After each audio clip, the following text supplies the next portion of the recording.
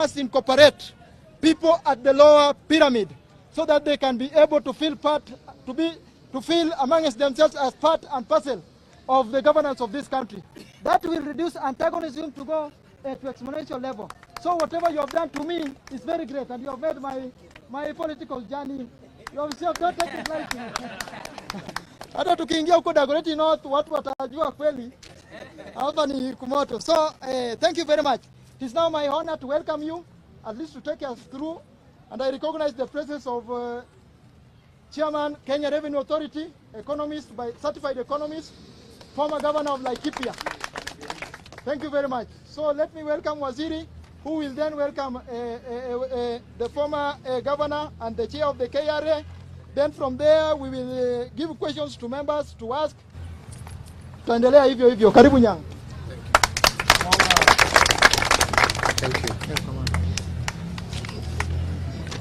Mr. Speaker, first I want to take this opportunity to thank you very much for giving me this opportunity to address Bunge la Wananchi. Bunge la Wananchi, oi! I hope I have not breached any standing orders of this Bunge la Wananchi. I must admit that today is my first time to stand here. So many years back I used to pass through Jeevanjee Garden, but this is the first time that I'm addressing fellow Kenyans at this venue. We are here with me is the chairman of Kenya Revenue Authority, the Honorable Nderitu Mureithi, who is also the immediate former governor for Laikipia County, who is also my friend. We worked with him in Azimio Economic Council. He was my chairman in Azimio Economic Council, where we were 4 of us. So we are people who have worked previously. So I know this is lunchtime and you have sacrificed to be here to engage in this discussion.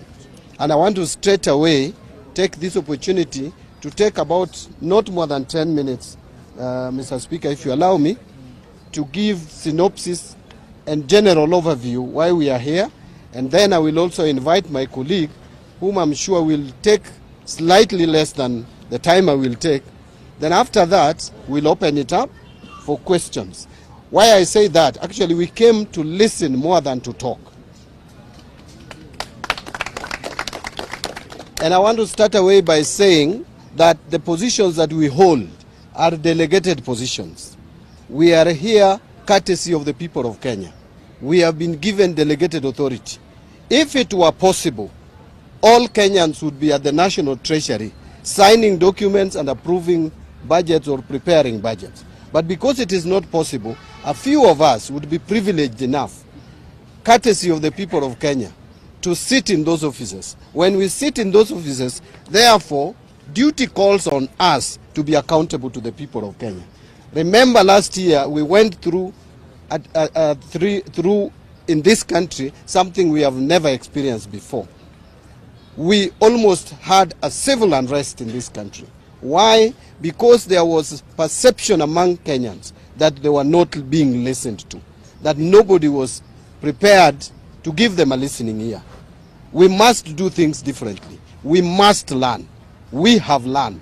I have learned as the Cabinet Secretary in charge of National Treasury.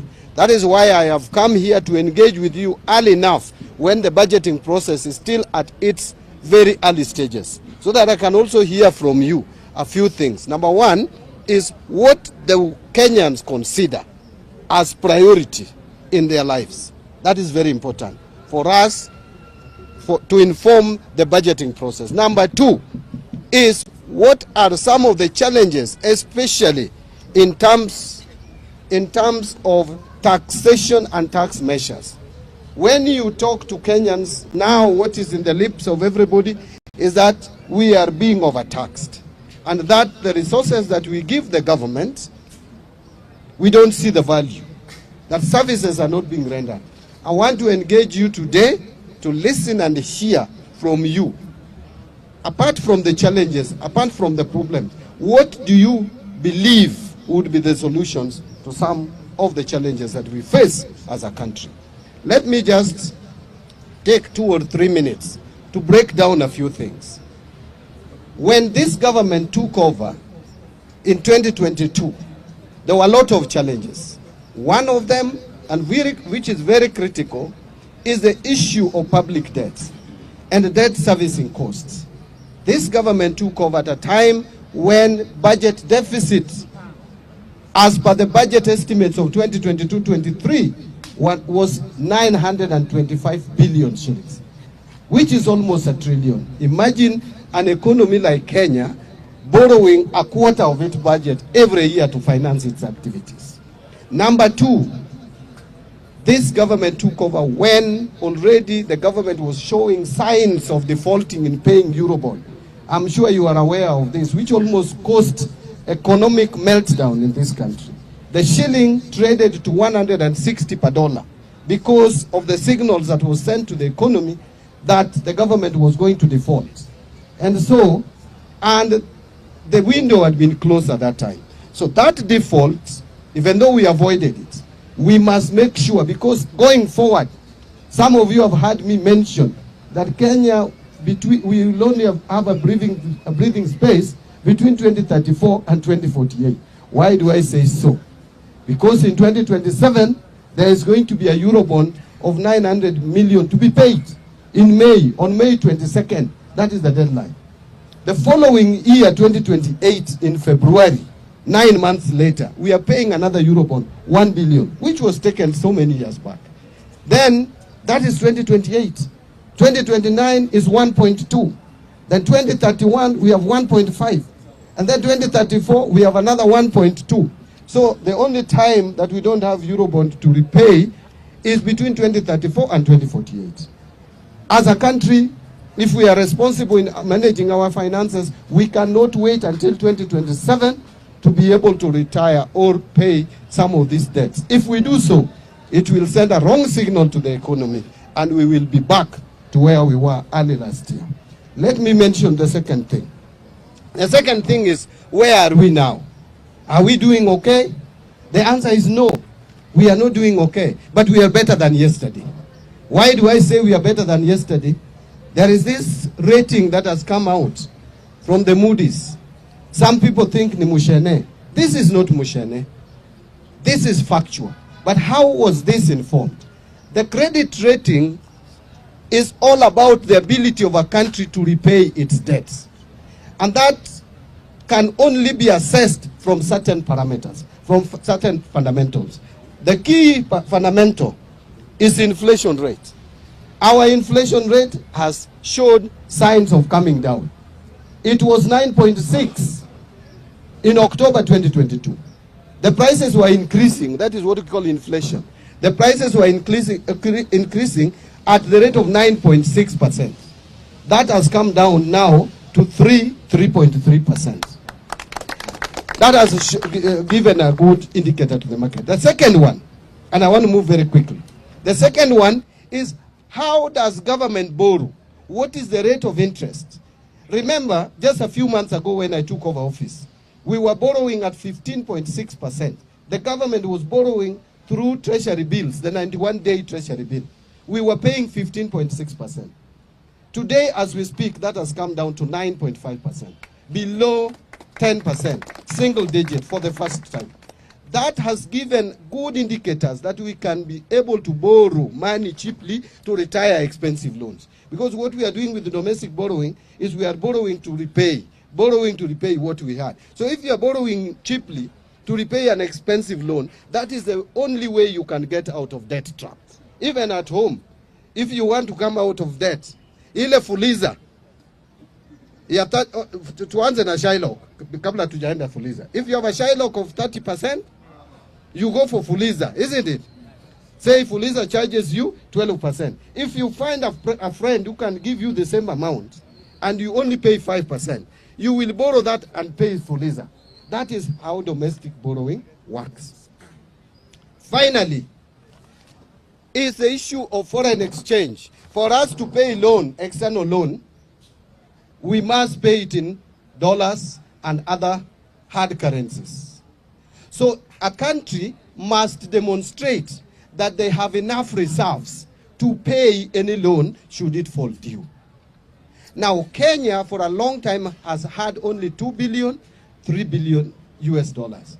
2 billion, 3 billion, which is just 1 month cover of imports. Because for us to buy imports, we must pay in hard currency. Right now, we have in the central bank reserves of 9.5 billion USD, which would cover our imports for 4 months, 4.9 months. That's almost 5 months. Now, as I conclude, someone will ask, Mbandi, you are telling us all this. The shilling is stable, yes. All these things you are telling us. Moody has rated you positively. Where is money in my pocket? Yes.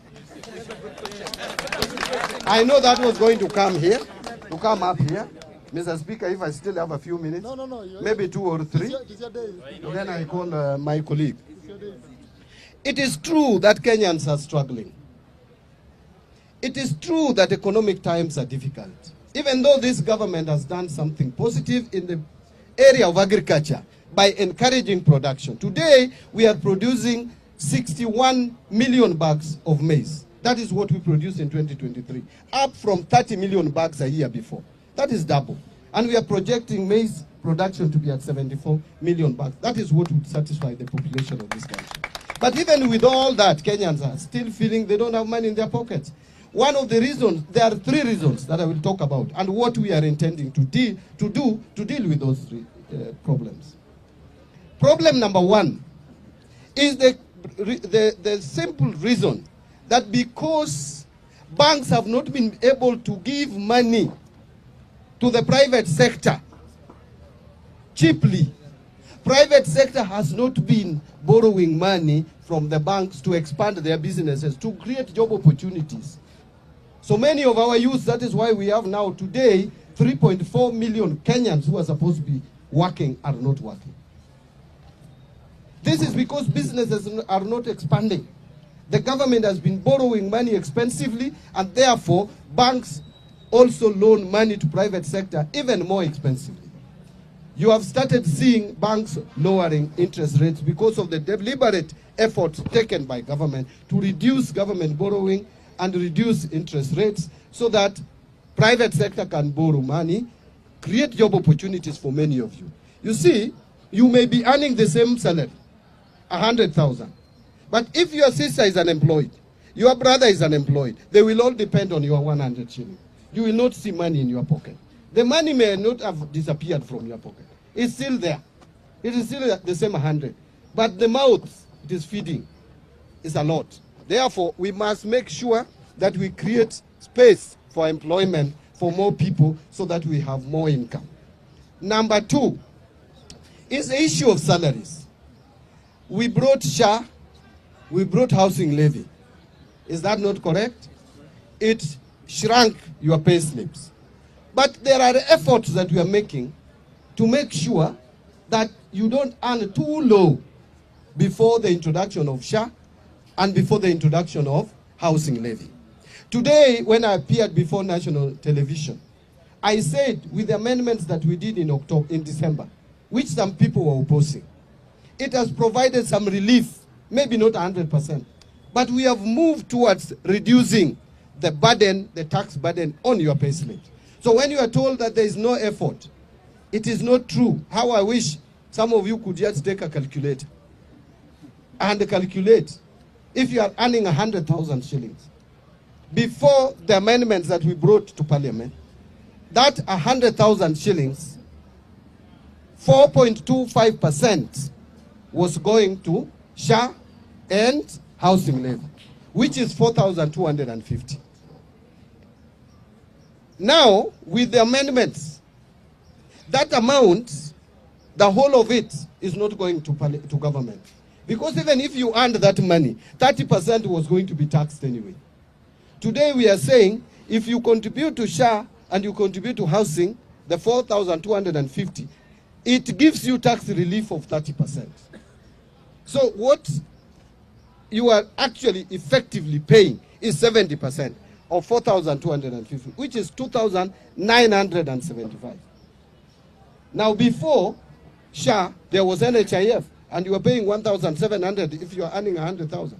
So if you remove that from 2,975, you remove 1,700, you remain with 1,275. So someone who is earning 100,000, the only amount you are losing now, which you are not losing before this administration came to power, is 1,275.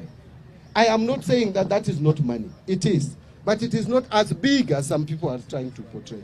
Because of the amendments we brought, we also brought amendments that if now you retire or you are laid off and you are given your gratuity, it should not be taxed. Now you take your money and go home. Pension is now not taxable.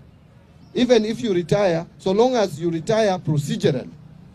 Money that you contribute to the health insurance scheme, post-retirement scheme, is also now giving you relief. So there are so many things we are trying to do, and we will do more. Finally, the other reason why Kenyans are complaining is because you supply goods to government and they are not paid. What is called the pending bills. We subjected the pending bills, and this is not the first time we have subjected pending bills in this country to a committee. We have always created committees. For me and the government, we have decided that this time we are going to act on the pending bills that will be certified by that pending bills committee. The total amount that went to the pending bills committee was 663 billion shillings. They have already analyzed 474 billion shillings worth of bills. Out of that, they have approved for payment 206 million worth of pending, billion one of pending bills. I have since, together with my team, analyzed that data. And listen to this. 95% of those invoices, if you count invoices 1, 2, 3, 4, 5, 95% of those invoices are people who have supplied goods and services to government of not more than 10 million shillings. From 1 shilling to 10 million. These are small businesses. These are MSMEs. Therefore, we have taken a decision as a government. The president has instructed me that we are going to make sure that we try through the supplementary budget to create space for anybody who supplied anything to government and has not been paid up to 10 million. We pay all of them. These are small people. These are small businesses. So we want to pay all the people who have supplied up to 10 million. Then now the remaining amount, we will have to plan and prepare in the next budget how to pay off the pending bills. So those are the efforts. I wanted just to assure you and assure fellow Kenyans, as I listen to you when you are making your deliberations, that we have not reached where we want to be. But we are making deliberate efforts. Tunajaribu sana. Tumeweka mikakati, ninajaribu. And I'm being transparent and open. Long gone are days when cabinet secretary would only be for finance, would only be seen with the briefcase going to parliament to read budget speech. We must engage more. Please give me and open the door for me to engage with you. I may not be perfect, but I will be listening. Give me ideas that you think can help this economy move forward. It is a collective responsibility. I cannot do it alone. I earn, yes, 1 million. But I work for people who, some of them earn nothing. And I want to listen to those people who earn nothing. Let me tell you, this country has challenges. Recently I was in Tana River. And in Tana River, I saw something I never believed. Even though I also come from a marginalized area. Remember, since independence to date, the children of Oromo, or Orma, Pokomo, crossing the river to school, have been eaten by crocodiles for all these years just because Kenya government could not commit 100 million shillings to put up a bridge. Yet, we steal monies every day in government offices, worth billions of shillings. It is unfair, it is unjust. We must look for ways of making sure that the whole of this country, whatever little resources we have, it is spread equally in the country to attend to our needs. All of us pay taxes, whether you are a Pokomo, whether you are a Bukusu, or whether you are a Kikuyu or a Luo. All of us pay taxes. We deserve to get services. And that is why I'm here. And this assembly has people from all ethnic communities. Let us speak openly. Let us respect each other. I respect any opinion, however you put it. Just tell me what you think. Even if you think Mbadi ninafanya kazi bure sana, National Treasury, tell me so that I may consider whether to resign or to continue with my work. Otherwise, let me take this opportunity and invite Governor Muridi to come and give us. He's going to focus a little bit on revenue collection. Yes. Yeah, I want him to be more strategic and focus there. Then now we open it up to you to give your views. Then we will again respond. I can't just disappear without responding. Sawa sawa. Asante. Asante sana. Asante sana waziri. Asante sana waziri. Bwana Speaker, Yetu President, President wa Bunge la Wananchi, kiongozi wa mpinzani wa Bunge la Wananchi. Jina langu ni Nderitu Muriithi. Bwana Speaker, vile Cabinet Secretary wangu amesema tayari, nitalenga mambo ya ushuru. Bwana Speaker, utaniruhusu Kiswahili kinichanganya, naongeza mpaka Kizungu. Thank you Mr. Speaker. Vile waziri alisema, tumekuwa tukihudumu na yeye katika Azimio Economic Council. Nilikuwa mwenyekiti na yeye akawa memba yangu. Vile mambo yakaendelea, yeye akakuwa waziri wa fedha, sio? Nafikiria wadosi wakamuuliza nani anaelewa mambo ya revenue. Kasema kuna mjamaa mmoja anaitwa Nderi. Basi ndio nikajipata niko hapa. Bunge la Wananchi oye. Asanteni. Waziri akanieleza hivi. Wakenya wako na bidii sana. Hata ukiangalia wakati wa COVID, Wakenya kweli waliweka bidii na wakatoa ushuru mpaka target iliyokuwa imewekwa wakati huo wa COVID. Akanieleza Wakenya wanaweka bidii. Hata wakati unaona tunakorogana, unaona bado Wakenya ni watiifu, wanafanya juhudi, responsibility yao. Kwa mfano ukiangalia hata hii huduma namba, utaona okay, tulikuwa vuta ni kuvute kidogo, lakini takriban Wakenya milioni 35 wakajiwasilisha. Ukaona hata hii mambo ya health insurance ambaye kidogo tena tukawa na vuta ni kuvute, utakuta pia takriban Wakenya milioni 18.8 wamejiwasilisha. Kwa hivyo waziri akanieleza,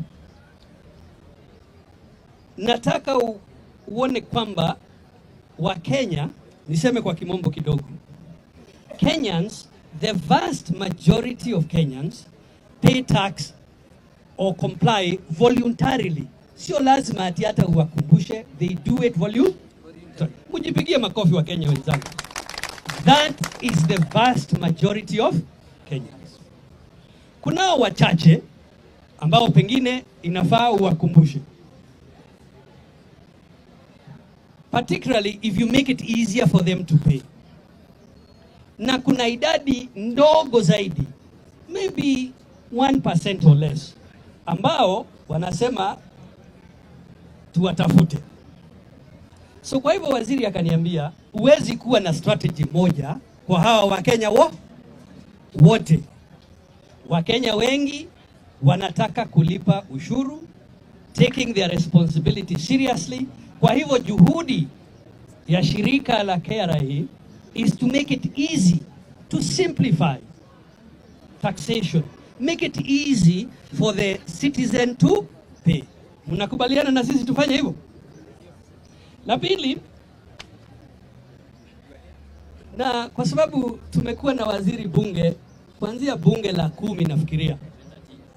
Yeah, from about 10th parliament. Now, yes, the thing is this, Kenyans, bunge la wananchi. I tell you, the most honorable thing is when a country is able to finance itself. That is the most honorable thing. Self-reliance is a true I would say measure of patriotism. Na waziri wangu tayari amesema, kwa hivyo sina haja ati nirudie. But when he asked me, nenda kazi, it is that sisi wa Kenya, we value kuweza kujitegemea kama wa Kenya, kuendesha maendeleo yetu. Sio lazima kila wakati waziri au rais ama wakuu wengine wa serikali lazima watembee duniani kutafuta kuomba. Sio. So the value of a self-funding nation as our source of pride as Kenyans. So waziri na wakuu wengine mpaka rais mwenyewe wakanieleza hivi. Ukiangalia vile waziri amesema, wale wako na payslip, tuseme wakiwa wengi sana ni takriban 3 milioni. Kwa hivyo waziri akanieleza, jameni, lazima tuwe na mpangilio mwafaka wa kuhakikisha kwamba Wakenya wengi iwezekanavyo wanashiriki kufanya nini? Kulipa ushuru. Hiyo ndio tunasema kwa kimombo expansion of tax base. Sasa swali ni, njia ni ipi? Which is the way of expanding the tax base? Now, zamani ukifikiria kizamani kulikuwa kwamba formal and informal sector. Lakini in today's economy, we must move beyond the idea of formal or informal. What we should look at is Kenyans in the way they are doing their businesses and make it easy for all of them kushiriki katika ujenzi wa taifa. Kwa hivyo, shirika letu la KRA mambo mawili. Mwanzo, mesikia tayari that we are moving from a revenue, an authority to a service organization. Kwa sababu tunataka wewe kama customer wetu, we must be focused on your needs and how to make it easier for you to undertake your responsibility of building Kenya. That is why tunalenga kutumia teknolojia. That the way to make it easy for you, sio kwamba ukuje upige mstari. La, ni kwamba wakati wowote ukiwa na juhudi fulani unahitaji kutekeleza, you can use technology and that should be sufficient without requiring you to do manual systems kama zamani. Kwa hivyo yale ndiyo tunalenga. Nimalize nikisema hivi. Obviously, tukiwa Wakenya wengi ambaye tunashiriki, ile Mkenya mmoja anaulizwa alipe, si itafanya nini? Itapungua. Bunge la wananchi oye. Bunge mashinani. Bunge mashinani. Bunge la wananchi. Bunge mashinani. Nauliza hivi, ikiwa sisi zote wa Kenya tunashiriki, si ile rate tunalipishwa mmoja wetu itapungua? Si itapungua? Basi, na hiyo ndio utaratibu tungependa tuendelee nayo. Mimi tutakuwa hapa na waziri, tuwasikize, mtuongeze mawaidha, mtuulize maswali. Waziri vile amesema, hata kama pengine mnaona kuna mahali kashida, mnasema. Wajua rais wa zamani alikuwa anasema hivyo, mnasema. Kwa hivyo basi, tuzungumze kwa pamoja. Asanteni sana. Shukran, Bwana Spika. Thank you very much. I think so far so good. We are in the right trajectory in discussing the issues of today and especially the finance bill. Now we will open the floor for questions. I will commence by inviting the Secretary General of Bunge la Wananchi and the custodian, Issa Bakari, to pose your questions.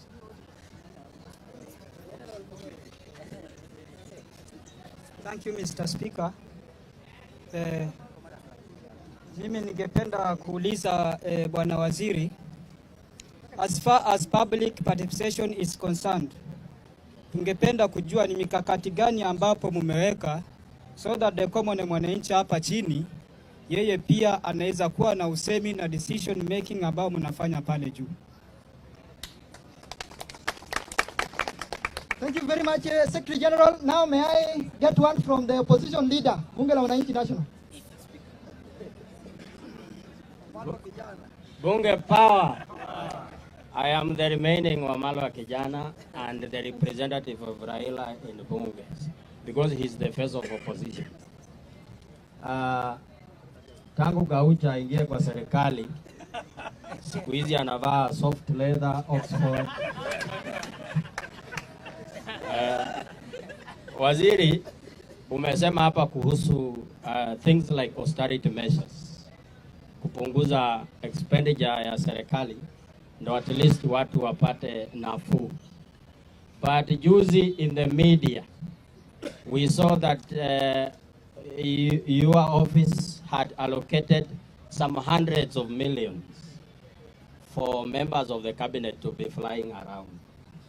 And it was actually a scandal in the papers that you and the other expert, Opio and I, are the flying experts. So that's a question number one. Question number two, Mr. Speaker. Well-being of our pay slips as the working class.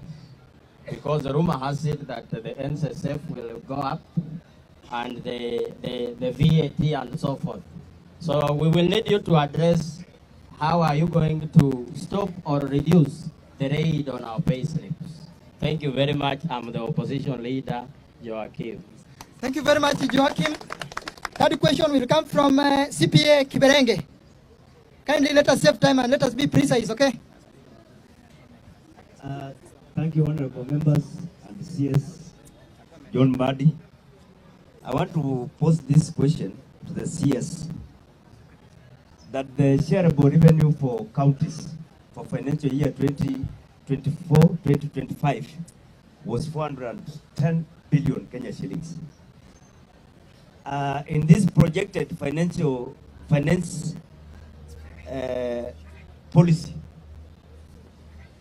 the CS is allocating to counties shareable revenue 405 billion. And if you read, you will see that it will progressively reduce.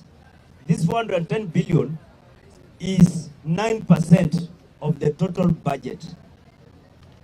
And if you read it, it will progressively reduce. In 2026-2027, it will reduce to 8.7.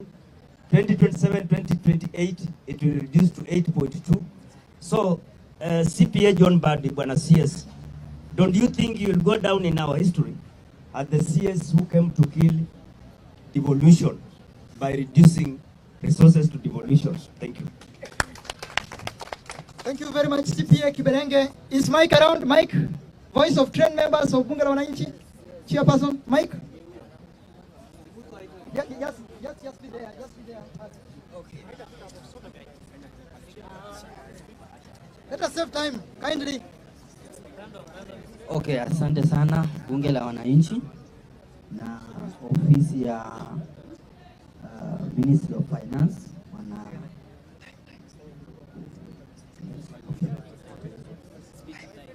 ofisi ya Finance Ministry. Tunashukuru sana kama Bunge la Wananchi. Tumekuwa tukiuliza swali mingi na leo tunashukuru umefika kusikiza. What to question kindly? Okay, nilikuwa nauliza kuna wakati watu walikuwa naambiwa wa form groups alafu waungane wapate certificates za groups. Wakishapata certificates alafu kuna pesa yenye watakuwa napewa wanaanzisha nayo biashara. So ninataka kuuliza Bwana CS, hiyo mipango imefika wapi na tutasaidia? Chairperson, Bunge la Wananchi electoral body, Makolonde. Kindly order members, there is a protocol here. Bunge la Wananchi. Kwa majina ni Makolonde, member and former official wa Bunge. All protocol observed. I'll go direct to the question. I'm also a policy and governance researcher. So I took time and I interacted with the plan. And I saw a similarity between it and FDR's the New Deal. And if you look at FDR New Deal, you realize that there are 3 R's. But unfortunately in Kenya, we are only pursuing the 2 R's. The first R was recovery. recovery of the economy. And as the CS has rightly said, if you look at the microeconomics, they are improving and the economy is improving. The second R was reforming the financial sector. And I'm glad the chair of KRA is here. And you can confirm that they are trying to expand the tax base and reform the financial sector so that we don't go back to where we are. Now the problem is the third R, relief for the unemployed and the poor. You find that when it comes to that, for 2 years down the line, there's nothing that is really being done to reduce or mitigate the kind of lives that the poor are living. Now, in maths, they normally say, because we were here with Gaucho and the rest, when we were actually demonstrating cost of living. If you look at the numbers, the cost of living has reduced. We have to admit that. But unfortunately in maths, they say any number, if you multiply any number by 0, or 0 divided by any number, the answer is 0. The problem we have is, yes, unga has reduced from 250 to 150, but if you have 0 in your pocket, you can't afford it even if it's 15 bob. Secondly, so FDR, the solution that he gave, because I don't want to only challenge you without giving some of the solution, was expanding, and he created major infrastructure development. I remember our president said that the housing project was about creating employment. He even reintroduced Kazi Mtaani under environment or something. But if you look at the uptake, it is negligible. It's negligible. So Waziri, this is a challenge to you. What can be done so that in the next financial year, this financial year that we are coming into, you put up measures that can actually put money in the pockets of Wananchi. Thank you very much. In the interest of time, I think we will again introduce another linear of questions. So may I welcome Waziri to respond to the questions which have been asked as we proceed. There is order here. It is time for expert. It is time for expert. Omingo Magara nimesikia amekasirika.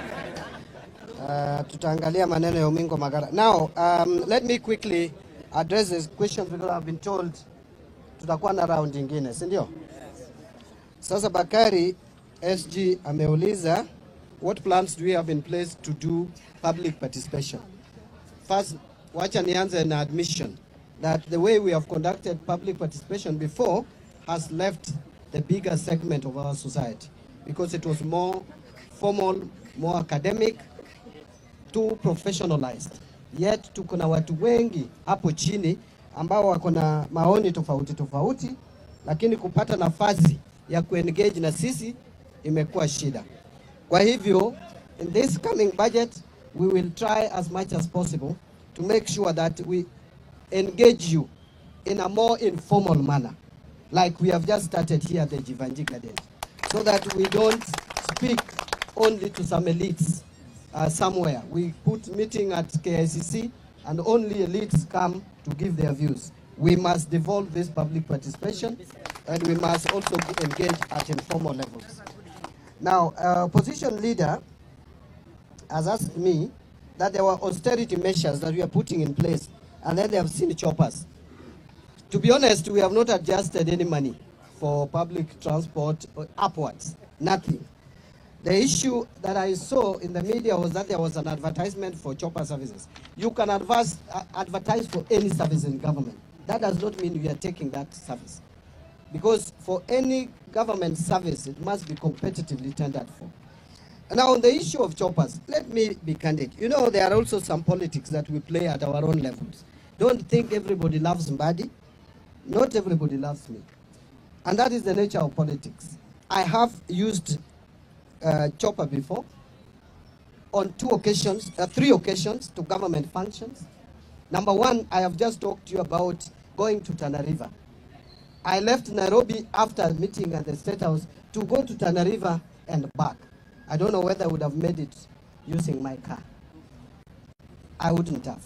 So I had to go to Tana River and really see for myself. As I said, long gone are days when Cabinet Secretary in charge of National Treasury would be on 14th floor from January 1st to December 31st without engaging with Wananchi. You can go with your car, but if it is not practical, then you can also get the fastest means. especially the project that I went to look at. Those are projects that are funded through climate financing. This is what we call the financing in terms of local communities, FLOCA. The second one is when I went to Kakamega, there were issues with the expenditure of FLOCA funds. I had to go to see for myself, because we even stopped the bank account of Kakamega County on that.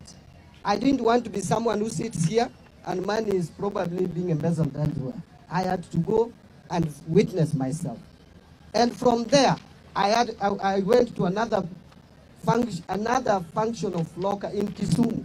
So let me ask you, once I finish that and I want to go to my rural home, does the chopper drop me on the road and come back to Nairobi and I walk to my home? The chopper will definitely drop me at my home. So that is exactly what I did. After I finished the 3 events, one in Kakamega, another one in Kisumu, 2 in Kisumu actually, where we were with Governor Nyang'nyong. After that, I could not be dropped in Kisumu to walk to Suba. Suba was very nearby. Before they come back to Nairobi, I was dropped home and the chopper came back to Nairobi and I drove back to Nairobi when my time to come to Nairobi came. The last one was the issue of tree planting, and also to go and launch electricity projects together with Wandai. I don't know what this person who brought this, the problem he had with electricity in Suba. Suba people have not had electricity for years, for decades. If they get electricity and we go there for official government function, I don't know how that is affecting someone. So really, we are trying not to be wasteful. We are trying to be very prudent. There is even no money to waste. In fact, I would be like what our people would call, in vernacular, I would be Judge Walk at this stage to spend, to waste public money. It is not there. I've been saying, hata kama ni kuiba, mmeiba ya kutosha, pesa hakuna ya kuiba saa hivi. There is no money in this government to steal, I will tell you. Unless you now just want Kenyans to die. Now, I think I spent so much time on that. Let me move to NSSF going up. Yes, a law was passed so many years back on NSSF to increase it to a percentage of salary, 6%. That law, it's only that it is being implemented today. But let me tell you, Sahi, you may not see the value of saving for retirement. But as a personal finance advisor, I would tell you, you need to save money for your retirement. In fact, from day one. Sahi, because many of us probably are younger, ask someone like me. I am now turning 44 this year, 54 this year. If I was working in a formal employment where my retirement is 60, I have no more than 6 years. But mine is even worse because I don't know about tomorrow. I can be rendered jobless anytime. Therefore, now I've started feeling the need to have pension in my pocket. That is why one of the reasons I also brought that amendment so that I protect also myself when I retire. That when I get my pension, I take the whole of it without surrendering anything to the government. But VAT, take it from me, we are not increasing VAT at all. Actually, the finance bill of this year may not have any tax adjustment upwards in terms of rates, which are, we cannot overtax Kenyans anymore. We have reached a limit where we are saying no more space for taxation, especially on employment income. You will not see any more taxes on employment income under my watch as a CS. CPA Kiberenge, shareable revenue, I hear you very well. Actually, it was 418 billion for 2024-25. You are saying it has come down to 2025-26 to 405 billion. That is true. Do you know why? I'll explain. 2023-24, the government budgeted to transfer money to the counties. But by the end of the year, we had not given counties 31 billion shillings, 30.8. So that 30.8 was reverted in 24-25. So the shareable revenue was 387 for 24-25, 387. But because there was 30 billion which was not paid the other year, that was added to 387. If you do that math, it takes you to 418. Now this year, there is no carryover, or I project that there will be no carryover to the next year. That is why it is 405. So 405, compare it with 387, not 418. 418, we loaded the carryover from 23-24. I hope I've explained that. So I am not killing devolution. I'm a student of devolution. Remember, I am chaired Orange Democratic Movement Party for over 10 years. Party that believes in devolution from morning to evening. I would be the last person to go to Treasury and fight devolution. Ask governors. They will tell you if there is a friend of devolution who they have experience. It is John Mbandi. Since I came there, I have made sure that there money that goes to counties is released. And we started releasing even before the law was passed in Parliament to share revenue. So I am a supporter, a strong defender of devolution. Mike,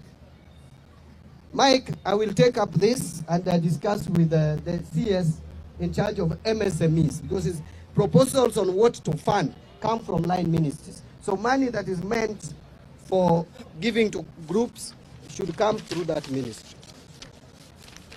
I think Makolande, you have talked about 3 Rs, and I agree with you that reform, the recovery of the economy we are trying to do, reforms in the financial sector, yes, we are trying to do that. In fact, we are implementing e-procurement to date, which has eluded us for years.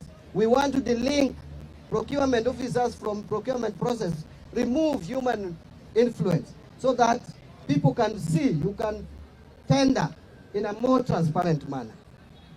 That will save us a lot. But then you asked the relief to the employed. Yes, we must do much more. One of the reliefs to the unemployed is to employ them, not to give them money, not to give them stipends. That should be the last resort. Even in the US, they only give stipends to people who are not able to get jobs. So we must make sure that people get jobs. We must expand the job space. You can only expand the job space by targeting those sectors which can create meaningful and reasonable jobs. Apart from the housing, which is ongoing, we need to work on manufacturing sector. We must now actualize this value addition. The agriculture sector, the leather industry, the apparel that industry, we have the tea sector, we have coffee sector, with all these sectors, and we must make them appealing to the younger generation, the Gen Zs. You know, Gen Zs will not go to the garden the traditional way, to the shambas the way we used to. So you have to make agriculture and farm work more appealing. And that is what the government is going to work on in the coming budget, to align it to agriculture, to align it to construction and, mining industry. There were only two sectors which shrank or contracted in last year, which have slowed our economic growth. One is mining and minerals. The second one is construction.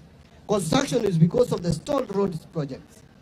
And also because the private sector is not able to get money from the banks, and therefore we have slowdown in construction of houses from the private sector. From the public sector, yes, we have seen a surge. Now we must give money to mining ministry, which is under Joho, and we must give money also to the contractors, the road contractors, and we must lower interest rates so that private sector can borrow money and get back to work. I think I have only one more to address. We wanted to know about tax evasion. Tax? Because we might not get the mic to talk. Tax evasions, we understand there are families that have evaded tax since Kenya was created. We want to know what you're doing about it. Yes. Without targeting specific families, because that will really be political. Yes, that will be political. I don't want to get there. But I will tell you, Kenyans, a lot of Kenyans, and very rich ones, are evading taxes. Yes. You know, and the doctors will forgive me. Let me tell you, even some of the doctors who treat us, they look at your mouth like this, whether your teeth is well arranged, and you pay thousands. Do you know personal income tax coming from such people is the lowest? Arrest them. Is the lowest. But again, it's shouting arrest. But if you mechanize, if you militarize tax collection, you will not realize your objective. So what we are saying is the starting point is to have a system. And the chairman is here. They are developing a system how to see. In fact, I've been saying we will be seeing you. wherever you are. We see you, then we call you for a conversation. We have already seen you. You are not paying some taxes. Can you tell us the plan now you have with us to pay it? But I would agree with you. There is a lot of tax evasion in this country, and people should be paying taxes. It may be some families, some other families, and other families, and other families. And if we are honest with ourselves, some of us come from families where they own rental houses. Rental income is the most abused. Only 17% of what we should collect, we are collecting. So some of you, including myself, who have rental income, please do soul searching. Do soul searching. After you have do soul searching. Are you paying us? Are you paying us the tax? You know how much should be taxed, isn't it? Two quick ones. If you have zero money in your pocket, then you can't buy. I think I was just responding to. It's the same thing that I responded to. And it was asking what to do to put money. To put money in people's pockets is we must manage this economy, to expand it, to create jobs. That is the starting point. The moment we create jobs, we'll put money in people's pockets. This idea of having a few of us and then black tax too much is not very healthy. That's why everybody is complaining. You know, I am Mbandi. If I personally, I can feel the pressure, and I'm earning about $1 million, and I feel the pressure. That is before tax. Usifikiri hiyo ninabeba. Sibebi hata mimi I'm crying over housing levy, but my cry is lesser compared to you, because you a shilling for you is of more value than a shilling to me. Do you understand me? If today you are given 10,000 and I'm given 10,000, the effect it has in my life is lesser compared to you. Me, I will take 10,000 and go and have lunch with it, Naisha, where you can use it to feed the whole of your family for a month. That is the difference. So we must appreciate that there is diversity in our nation, and we have this conversation like the one we are starting. How do we support people practically who are down here? So thank you very much for that. I think now, yes, please. While you are, don't Yes. go away, stand there. Yes. So when you soul search, there is tax amnesty. Tafadhali, take advantage of it. Between now and the end of June, if you fell behind, when you soul search, please come. There is tax amnesty for all amounts up to December 31st, 2013. Yani ukianza 2013 ukiangalia nyuma, kama ulichelewa, wewe kuja, hapana ogopa. Tayari waziri na bunge na rais wakapitisha sheria so that we give you amnesty on penalty and interest. Sasa jameni. So search and please come. Don't wait for June. Come this February. Thank you. Thank you, Governor. Now, I know I'm very much aware that each and everyone would admire to talk. But in the interest of time, I'll only give 4 people to pose their question. We will still be talking here. That is the order from the ministry, okay? Not my name. Point of order. Point of order. Mr. Speaker, I have a point of order. Okay. Hii bunge hakuna wamama hawaongei. Wako huko nyuma.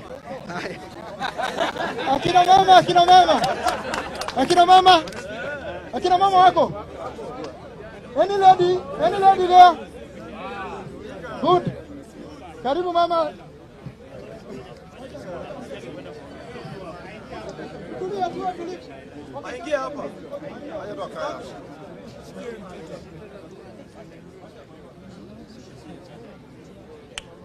Una speaker. Hello. Hello. Wamama hoe. Kuna wale wengine pale nyuma, naomba wakaribie hapa. Ongea tu na sauti. Hello. Niko na chair wangu, ndio maana nataka kuja hapa. Niko na chair bana.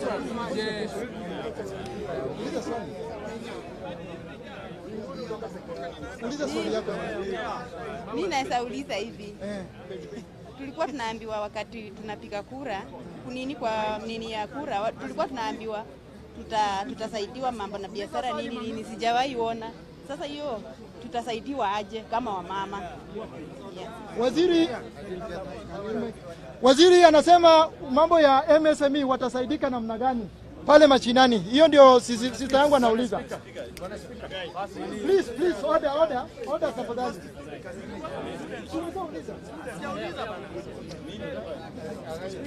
Sawa, tutulie. Tutulie. Bunge la Mwananchi. Bunge la Mwananchi.